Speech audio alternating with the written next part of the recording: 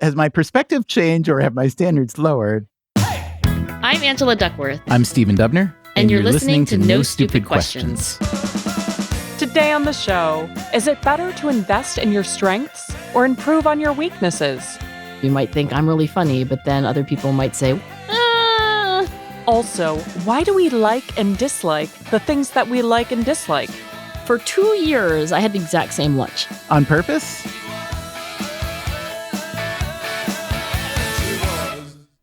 Angela, this is a classic question from a listener. It's an essential question, I would argue. Okay, shoot. What is it? Did I build it up too much? I know. I'm kind of like, no question can live up to this introduction, but I want to know what it is. So this is from Emily Ward, who lives in Richmond, Virginia. Should we capitalize on our strengths or work on our weaknesses?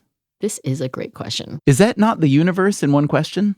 It is the universe in one question. And it's a question I've been thinking about since the first day of graduate school, because when I went to repurpose myself as a psychologist, I discovered that my advisor, Marty Seligman, was the founder of positive psychology.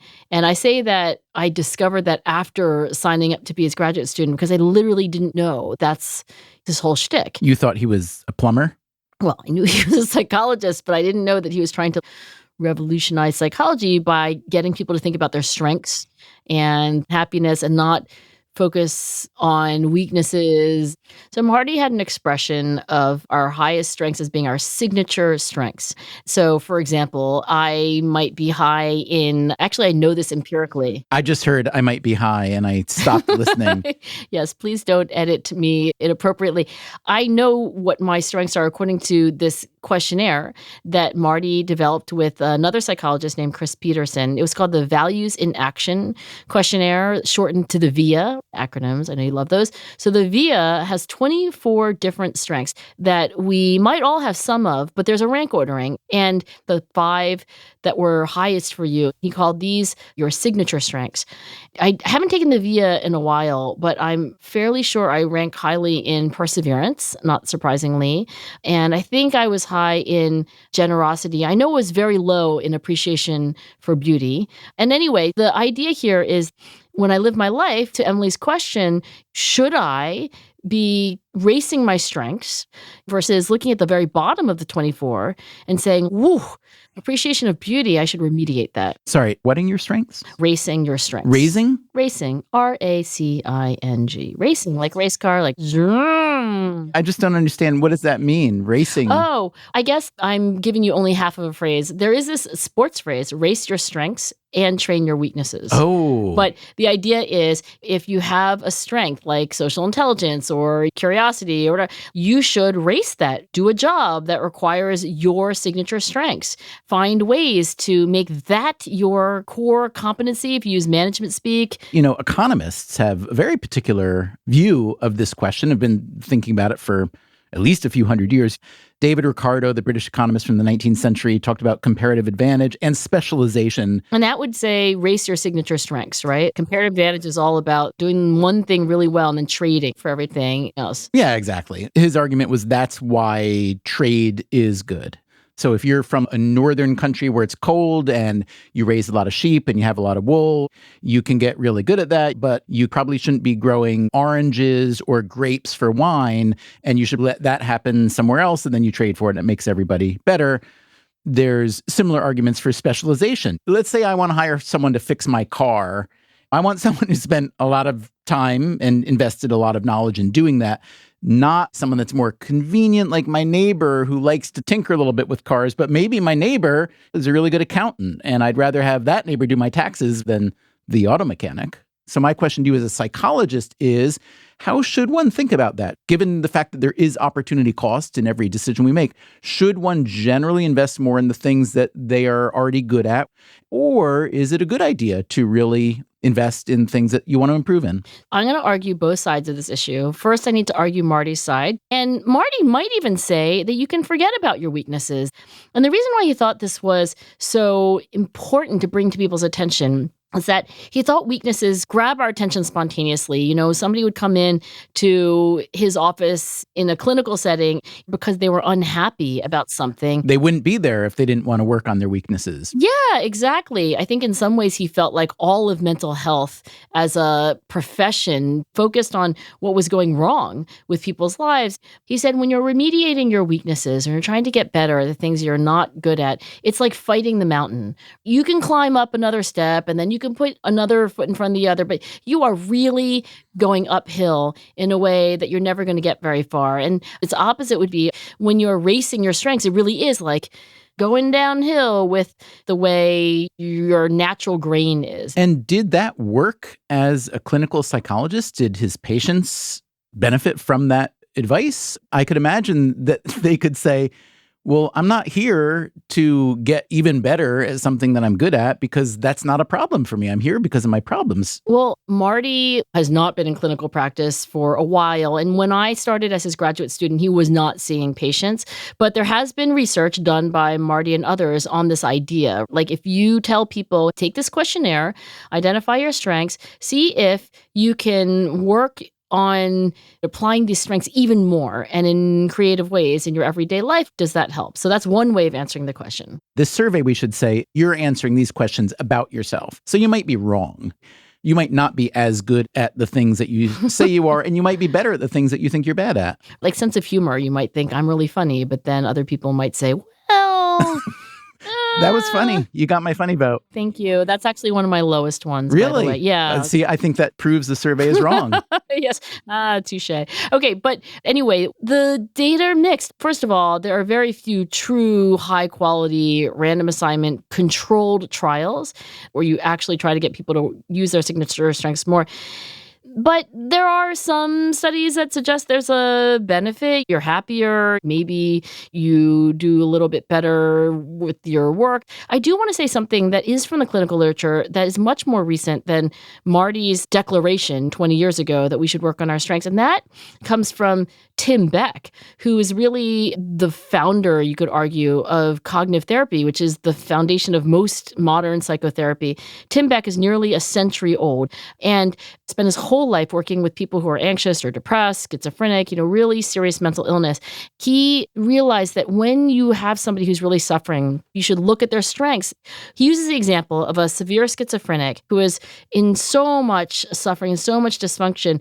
But when this schizophrenic was able to go to a restaurant and order food, he seemed to come alive. And the clinician who was with him on one of these field trips out of the mental hospital into a fast food restaurant, when he discovered this, that led to a conversation where the schizophrenic patient revealed that he really liked food and he really enjoyed the fantasy of maybe even being involved in the restaurant industry in some way. And the happy ending to that story is that therapist, instead of trying to work on the delusions and the hallucinations, held on to that little glimmer of positive functioning and eventually got that schizophrenic patient to get a job in a cafeteria, I guess probably the cafeteria of the mental health institution. And it was like a different person. And this person was much higher functioning. So I think that the logic that working on strengths is better, more efficient than weaknesses, it holds some water.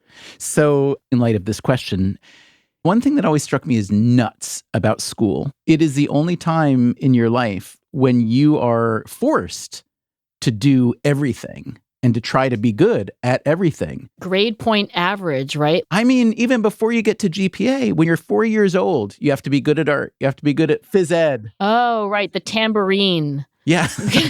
Well, everybody's good at the tambourine. But, I've known so many kids who are like, I love blank. The blank could be art. It could be science. Why do I have to spend 85% of my time doing the other blanks? Right. I mean, they're not very strengths focused, you could argue. They're not. And maybe if you take your argument to an extreme, if a 5-year-old says, I like finger painting and I like snacks and gym, but reading and math, not so much. There's a reason why we enforce some amount of even distribution across what we consider to be foundational subjects. Even I can't argue for a 100% syllabus of snacks and gym. But still, there is this notion that the education system as it's now configured does a good job of hammering the psyches of young people with the notion that there are a lot of things that they're not good at. Yes, because if you are just going to take the bald fact that in your life you're going to do something but not everything, then it must be that most of your day is irrelevant, and forcing people to do things that are not things that they're interested in for the majority of their day, obviously there's a downside. And my daughter actually told me that she was going to be valedictorian and then she bombed the volleyball exam in gym class. No, there's a volleyball exam? She went to that kind of school, yes. I don't even know what you would ask about volleyball. It seems pretty straightforward to me. What is the role of the libero? Is that a volleyball question? I think so. See, the fall from the tree is not far. I got a C- on my volleyball exam. She got a B+, but it was enough to lose valedictorian. We had a farming exam in my school. See, that I think could actually be useful. It depends. Did the rows go horizontally or vertically? Well, it depends on the where sun. You're standing. Oh. There's that too.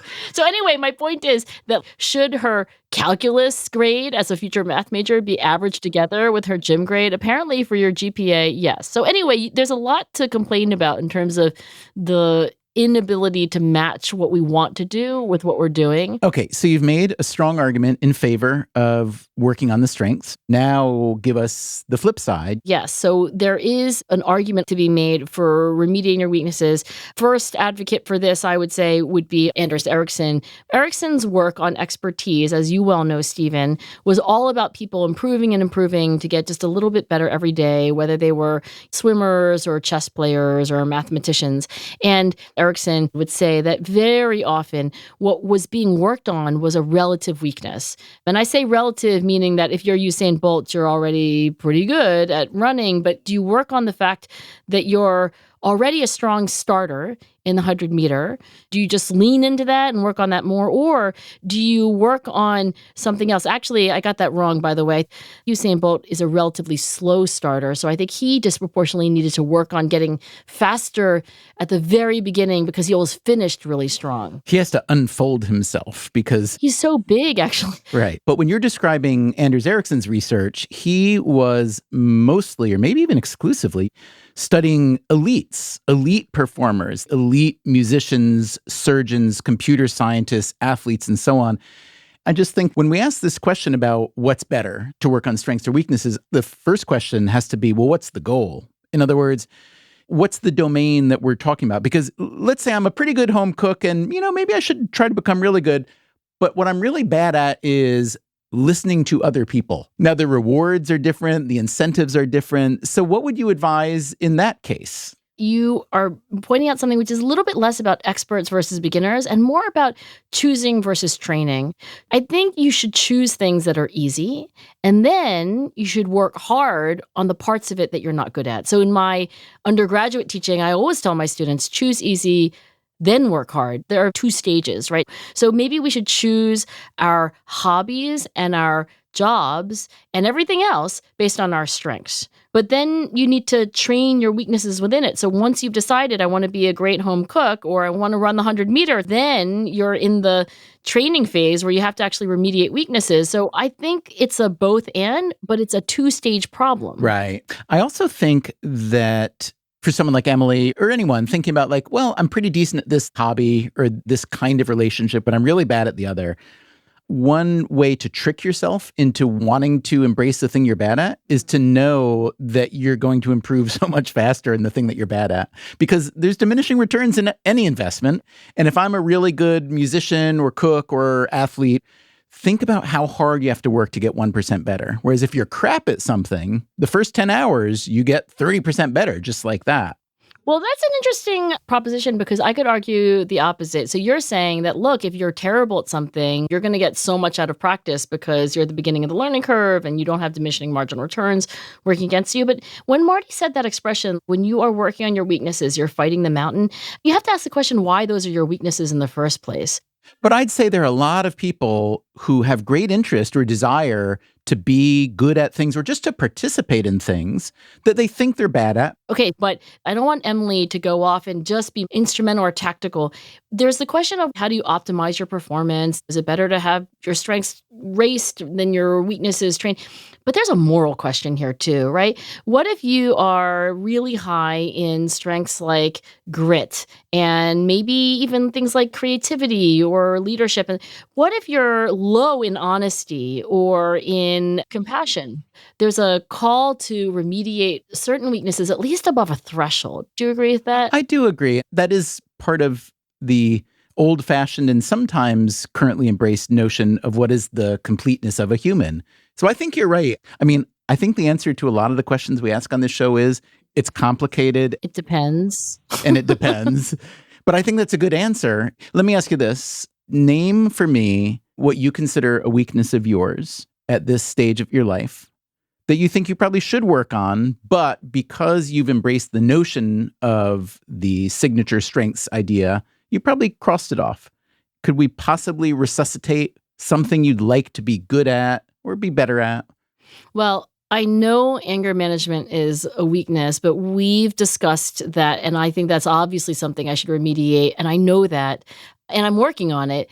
I think love of art and appreciation of beauty. In the VIA questionnaire, it's literally called appreciation of beauty.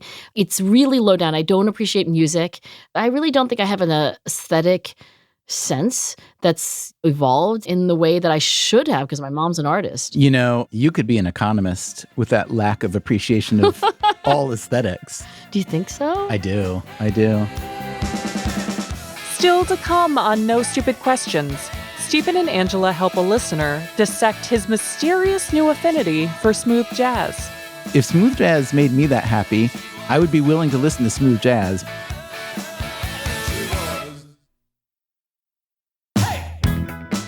Stephen, we have a question here I'd like to read you from a certain Will from Washington, Illinois. And he writes, Dear No Stupid Questions, I used to make fun of smooth jazz. I would listen to it as a joke or to be ironic.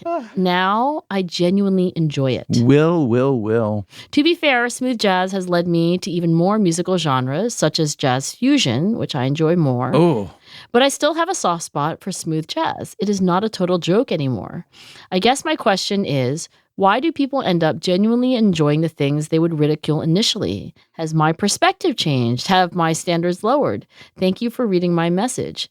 Sincerely, Will. I love this question. I love Will. Yeah, I know. I immediately love Will. I love especially the two choices. Has my perspective changed or have my standards lowered? He's either evolved or devolved. We're just not sure which. So let's strip it back a bit further and let me ask you a larger question, which is why do we like and dislike the things that we like and dislike? What do we know about that? We know very little about that. And by the way, Stephen, not only did I have to think about the psychological science of preferences, I had to Google smooth jazz when we got this letter. Did you already know what smooth jazz was? I have had my experiences with smooth jazz. Okay. Have you played it? Nope. Never played it. Once in the 11th grade, I was tasked with hiring the band for a dance. Oh, no. You hired a smooth jazz ensemble? I really failed. Wow. I don't remember whether it was out of sloth or incompetence, and I think I was supposed to go somewhere to see these bands or hear tapes. I plainly didn't do my homework. No, you didn't. Hired this band, and they weren't quite smooth jazz. They were rough jazz. They were bad. Just bad jazz. I love jazz. I don't love smooth jazz personally, but I'll never forget. There was this one kid who we weren't particularly close friends, but we were friendly.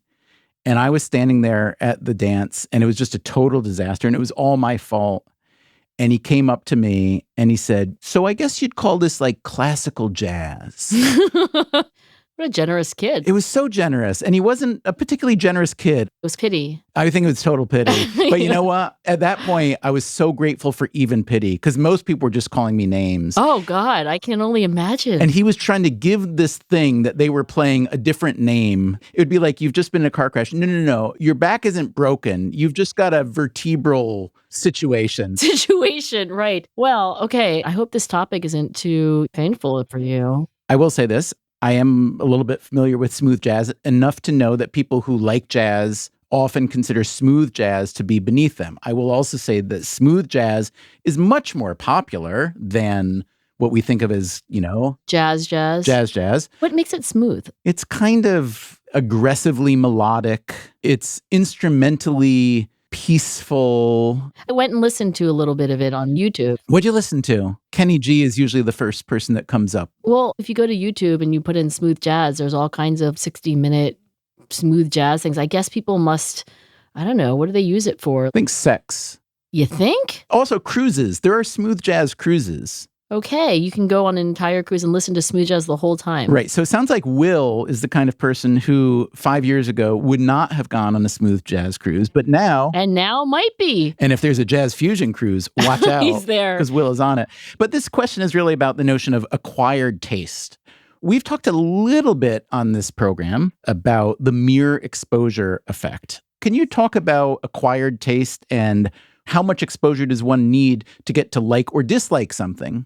I will begin by saying I think this is very new in science. In other words, we don't know a lot about how people come to like jazz or whatever it is, coffee, pepperoni, some people like spicy food, some people hate spicy food, and preferences, which are different from values or interests. They're just your likes and dislikes. But are they? Do you think they're not? All I mean to say is, don't you think our preferences are driven perhaps subconsciously by our values? I want to be the kind of person who likes X music or X whatever. So it could be that at their core, there is some common process and that what we think is taste is actually a deeper expression of our values. So maybe, but let's just begin by saying that preferences, likes and dislikes are a bit of a black box from a scientific point of view. There is this early research from decades ago on the mere exposure effect. That is the phenomenon by which individuals begin to like more and more and more something that they originally had maybe a neutral feeling, say a symbol, and you show it to somebody over and over and over again. They've never seen the symbol, but now they've seen it once. Now they've seen it 10 times. A symbol like the kind that a drummer uses, or a symbol like a delta sign? Like a calligraphy symbol, a visual symbol. The psychologist would say an arbitrary stimulus, something you literally just made up. So the person can't have a preference about it because they've never seen it before. And it can't be value driven, plainly. No, it has nothing to do with how much money you're getting paid or whether you're Republican or Democrat. It's really an arbitrary visual stimulus. And if you show it to somebody once, twice, 10 times, 50 times, the more they see it, the more they like it. And that is called the mere exposure effect, that merely being exposed to something can actually make you like it more. And what would the mechanism for that be? Often these explanations go back into our ancient genetic history. Would it be that you're less fearful or worried about something with which you're familiar? Is it as simple as that? There are multiple explanations, and these are not necessarily mutually exclusive. One idea is that evolutionarily speaking, that which is familiar is more likely to be safe. It's a kind of healthy neophobia. That's one possibility. There's also this idea of fluency. So the more we are exposed to something and the more we recognize it, we're like, oh, yeah, I've seen that before. And the fluency can have a positive signal. That which we understand, we comprehend, we get, that is itself a positive state. We don't like being confused. Yeah, but isn't there another component of preference formation that is about novelty? And doesn't this work against that? I really think that there's got to be both processes going on. For example, if I fed you the same meal, and I'm going to use a real example here, Stephen, for 2 years, I had the exact same lunch. Really? On purpose? Well, it was efficient, so yes. I really ate it like 700 times. So there was a food truck maybe a block away from where my lab was when I was a graduate student, and it had Chinese food. And I basically, after a little experimentation, figured out that chicken with broccoli with almonds and a little bit of spicy sauce was pretty much the optimal order for me. And it was like $4, and it was 3 minutes. And so I just decided that I would eat that every day. And it got even more efficient because the person who was running the food truck would just see me approaching from afar, and she would know to fire up the chicken with broccoli and almonds and a little bit of spicy sauce. Now, if I said to you, hey, Stephen, I'm going to give you the same exact lunch every day for 700 days. Tell me how you would feel about that, because that's familiar and that's a lot of exposure, but you're probably going to feel like you wanted something new for lunch. Right. So that is an encapsulation of the very paradox that goes into novelty and familiarity. Exactly. There's a trade-off. There's good things about both. And what made you finally eat something different? Well, for one thing, I discovered that eating 3 pounds of Chinese food, which is the serving size of this truck, was like soporific. I would go to sleep in the afternoon. I mean, I exaggerate. But it took you 2 years to realize that it was. Yeah. So what'd you eat instead? Well, now I have lots of things that I eat for lunch, and I never went on to another routinized, always eat the same thing. And when you were in the process of learning to eat something other than broccoli, chicken, almonds, and a little bit of spicy sauce, how did you determine what you liked and didn't like? Well, I can't say that I did this very systematically or even well. I just ate random stuff for lunch. It was like, oh, maybe I'll go here. Oh, maybe I'll have leftovers. It was not a deliberate thing of like, oh, let me try to optimize my lunch experience. So you're suggesting that your preference formation was driven by a lot of factors that don't really have to do with your preferences per se. They might have to do with proximity, convenience. Yeah, I think that you could use my lunch experience to make inferences about lots of things, but probably not about this question, which is if you do something over and over again, do you like it more? Because I had overwhelming weight put on efficiency and other things that have nothing to do with preferences. Right, but my guess is that Will, when he formed his initial opinion of smooth jazz, may have had something to do with the fact other than his not liking the music per se. Maybe Will had friends who liked kinds of music that were antithetical to smooth jazz. By the way, do you have like a mental picture of these people who really are into smooth jazz? Are they all wearing cardigans? There is a New York Times article from several years ago, I want to say by Nate Chinan, about the smooth jazz cruises. Okay. And there are photographs, and they are the most lovely group of people. I can only imagine. They never lose their temper. They are diverse in every way. They look so happy. And I remember reading this piece and thinking, if smooth jazz made me that happy, I would be willing to listen to smooth jazz, but I just don't think I have the temperament for it. I think it's selection bias, Stephen. I don't think the smooth jazz is making them happy. I think anybody who could possibly like smooth jazz was already so happy. That's the conclusion I came to. This is what I'm saying, though. Preferences have this big mountain of inputs, including the fact that I, who know a little bit about music and used to play music, I know enough to know that the very phrase smooth jazz is not a phrase that one wants to get within a mile of if you consider yourself at all serious about music. So like Miles Davis, great. Thelonious Monk, great. That's not smooth jazz, but Kenny G. But then there's like border cases. George Benson, an amazing guitarist, but a lot of what he recorded would be considered smooth jazz. Keith Jarrett, not smooth, but peaceful and meditative. I have no idea who any of these people are. You could say Kermit the Frog. He is smooth. Yes. I will say this. If I listened to Kermit the Frog sing something once, twice, 3 times, 4 times, I would probably like it more because of the mere exposure effect, because of fluency and familiarity. Let me ask you a question. Will says that he used to hate and ridicule smooth jazz, and he came to love it. Are hate and love stemming from the same emotion in this case? I think that his particular growing affinity for smooth jazz may reveal something which is not necessarily emotional. There's a study that I read once by Paul Sylvia. I love it. It's so creative. He asked the question, how do people come to like abstract art? Something that very few people would say like, oh yeah, I completely appreciate abstract art. Certainly I wouldn't say that. And what he did was he looked at people with all different levels of art expertise, all the way up to art experts, but all the way down to people who are like, I know nothing. And what he found is that people who have a lot of training in art can appreciate abstract art more, but they did that because they felt that they could understand it. And that to me may reveal what's really going on. Like, why do you like something like smooth jazz more and more? Maybe when you're just listening to it for the first time, you're missing all the nuances. You have just no idea how to appreciate it. And maybe it's the same thing with other kinds of things like opera. Like, I have no appreciation for opera, but maybe it's because I don't really understand opera. And if I understood it more, it would be totally different. Yeah, that makes sense. So I do have this one further question regarding Will's question.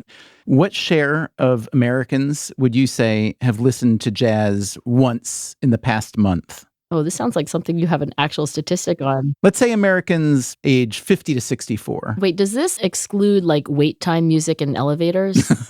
I'm going to assume that this means purposefully listened. Oh, voluntary listening of smooth jazz or any other jazz. Any jazz? Okay, with jazz, I'm going to go with 1 in 500. Oh, No, it's a little more than that. 13.6% of Americans aged 50 to 64 have listened to jazz at least once in the past month, which is not very much. But if you go younger, it's not that much less. So ages 18 to 29, 10.5% listen to jazz in the past month.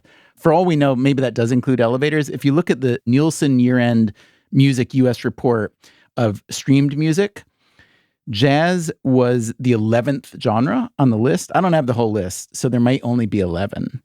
It makes up 0.7% of the total streamed music.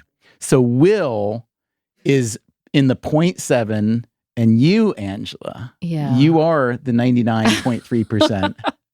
I don't know who should be insulted and who should feel complimented. I don't think anybody should be insulted. I think everybody should embrace the heterogeneity of our tastes and preferences and realize that if someone has totally different tastes and preferences than you, if it's not hurting you or killing somebody, go smooth jazz. Hit the cruise. I think Kermit the Frog is a song about that. No Stupid Questions is part of the Freakonomics Radio Network, which also includes Freakonomics Radio, People I Mostly Admire, and This Won't Hurt a Bit. This episode was produced by me, Rebecca Lee Douglas, and now here's a fact check of today's conversations. In the first half of the show, Angela says that Tim Beck, the father of cognitive behavioral therapy, is nearly a century old. This will no longer be true at the time of this episode's release. No Stupid Questions would like to wish a very happy birthday to Aaron Temkin Beck, Tim to his friends, who turned 100 years old on Sunday, July 18th. Angela later shares Beck's story of how a schizophrenic patient was able to improve his symptoms by capitalizing on his strengths and preferences. But her version of the story is slightly off. Beck explains the incident in a 2020 article for the journal Cognitive Therapy and Research. The 37-year-old patient, David, had an intense interest in preparing and serving food. With his clinical team's support, David was able to work his way up from preparing food for himself to helping other individuals with meals in his unit. During this time, his behavior became increasingly adaptive. According to the paper, after several months out of the hospital, David ultimately landed a restaurant job and no longer showed significant signs of psychosis. Finally, Stephen says that the Nielsen year-end music report for 2020 shows that jazz was ranked number 11 on the list of streamed music genres in the US. This is correct, and there are in fact only 11 genres listed in the report. However, when it came to total album sales, jazz beat out classical, electronic, Latin, gospel, and children's music, proving that jazz lovers don't just invest in cardigans and cruises. They also support their favorite artists. That's it for the fact check. No Stupid Questions is produced by Freakonomics Radio and Stitcher. Our staff includes Allison Craiglow, Greg Rippin, James Foster, Joel Meyer, Trisha Bobita, Emma Terrell, Lyric Bowditch, Jasmine Klinger, and Jacob Clementi. We had additional help this week from Anya Dubner. Our theme song is And She Was by Talking Heads. Special thanks to David Byrne and Warner Chappell Music. If you'd like to listen to the show ad-free, subscribe to Stitcher Premium. You can also follow us on Twitter at NSQ_show and on Facebook at NSQ Show. If you have a question for a future episode, please email it to nsq@freakonomics.com. And if you heard Stephen or Angela reference a study, an expert, or a book that you'd like to learn more about, you can check out freakonomics.com/NSQ, where we link to all of the major references that you heard about here today.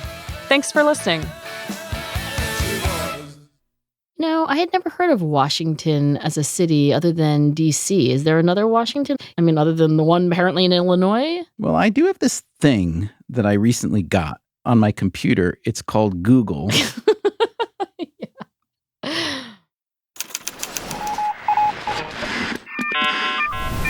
The Freakonomics Radio Network. Stitcher.